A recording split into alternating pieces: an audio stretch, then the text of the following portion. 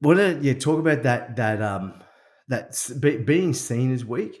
We've been talking about these identities and vulnerability. And why do you think that if we s- if we openly say that we don't have it together or I don't know the answer, why do you think there's such an importance on men thinking that we have to have it together, that we have to be stoic? Like, why haven't we been embraced to be stoic, to be the opposite, to show Conditioning. vulnerability? Yeah. Conditioning Yep. is you know, I guess something that's it's ingrained from that moment, you know. Like, and I guess we're the ones doing the generational changes, Blase. You know what I mean? We're the ones that, with our sons and, the men that are around us now, like my employees, like now, like the conversation changes in my presence, the vulnerability. Like when people walk into my office, that vulnerability level it's open. Um, and How did you introduce that in such a culture, the tradie culture, especially the mining Yep. industry, bro? It's a very quote unquote macho culture. How did you introduce that into your companies with 200 employees, where your employees can walk into your office and know they can be themselves? Multiple ways. So obviously, the way in which I changed the way I communicated and presented myself on social media. That Yeah, was a bigger one, biggest one for me, and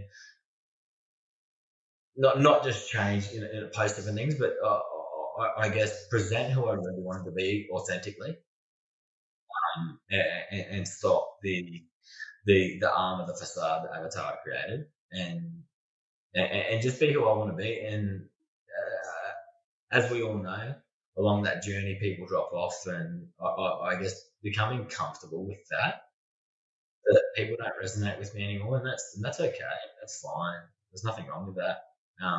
We don't need to appeal to the masses. Um, and then within the company, obviously, having meetings and stuff like that, and being authentic in them, and talking to people about my struggles, and you know, the mental health side of things. We bring people like Scotty Prince in. Um, what do we have recently? We just had someone recently last month come in, another big name. Those sorts of opportunities to allow men to see, I guess, myself in my rawness, and also to express them. Hey, my door's open. You all have my number. Like I'm up for that call. I'm up for that conversation. And once a few people sort of came to me and spoke to me, I guess they talked to other men, and that's how it sort of yeah, spread. Um, yeah, yeah, Goes and goes you and know what I mean. goes. So Yeah. now the amount of men that come in when they are going through things, or struggling, and I guess Blaze, you've known me long enough now to just and to allow that openness to happen and that conversation to happen now, whereas before it was a very awkward conversation for me. Especially being in like management positions for big companies, you're guided by a HR book. yeah. Whereas Yeah. now I'm guided by my own intuition and what I'm feeling, what I want to express, and what I want to share, and I don't need to worry about a policy or a procedure that sits behind it. Yeah, man. What I'm really hearing at the core, man, was that you really understood who you were as a man, Yeah. what you stood for. Like, you talked a lot about Yep. authenticity then, and being authentically yourself. Everything that we spoke about just before about the facade, pretending to be someone we're not, it's fucking Yeah. exhausting. Definitely. It is super exhausting pretending to be someone that we're not. And then I think it's really, really liberating when we actually discover like who we are as a man at a core, and then we can stand in that truth. We could say, and I think that something you mentioned, Adzi, at the start of this podcast was around the lack of safety, like not feeling safe to open up. And then what you've just mentioned is this building this trust within your workforce, which took time. But I think that trust started with yourself, Yeah. man. Trust in yourself, being able to trust and be with yourself. and then that rippled into the business, and then more people were able to trust you. Then it just rippled out, and so it sounds like it was an inside Yeah, out game. and it's an evolutionary thing. Like, it's not lineage. Like, I'm forever still understanding myself. Like, I remember after my first It's an couple of ongoing retreats, I process thought, yeah, forever. man, I'm healed. I'm ready to go. Sarah came into my life, and like, you step up again into a whole different level, and you understand more about yourself, and that depth deepens as I say. This journey isn't lineage. It doesn't have an ending. We continue to learn about ourselves, and it deepens our understanding, which allows that connection. 100%, man.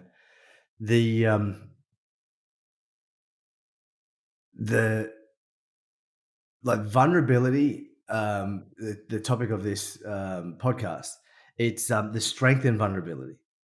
And so I'd like to segue now into, like, we can see within your business, man, how amazing it is to have an open door policy, and people can be vulnerable and open up, and that you're unapologetically yourself.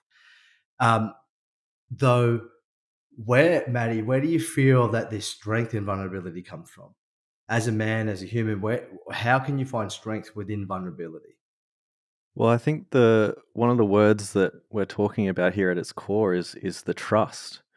If you show up as authentically, as the authentic you, then you can build trust, and you can build that safety in vulnerability. That there might be times where you are having a shit day as an employee, and you need to have the confidence just to say, "Hey, man, I really fucking need a mental health day right now. Like, I can't do this." And that requires a lot of courage. I've been in that position before, and I have kept that to myself at great detriment. And so, yeah, I feel like the strength in vulnerability is having that trust. And on the flip side of to help build that trust, I feel like a lot of men in men's work it's quite common to hear that phrase of like, "Yeah, man, I'm always here for you." It's like, well, great. But if you're, what does that actually look like?